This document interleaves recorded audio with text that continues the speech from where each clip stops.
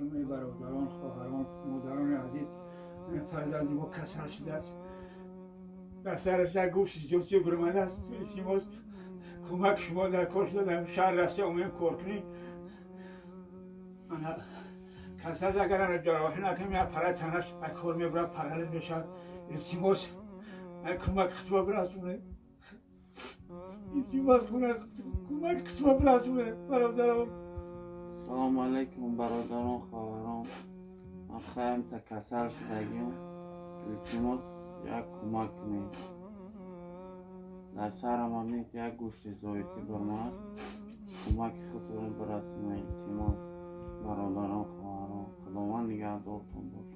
برای اسلامی همین کسر در نام خدمت 42 76 26 00 13 64 26 31 پناه همت به خدا پروردگار خدا امر درست کیا.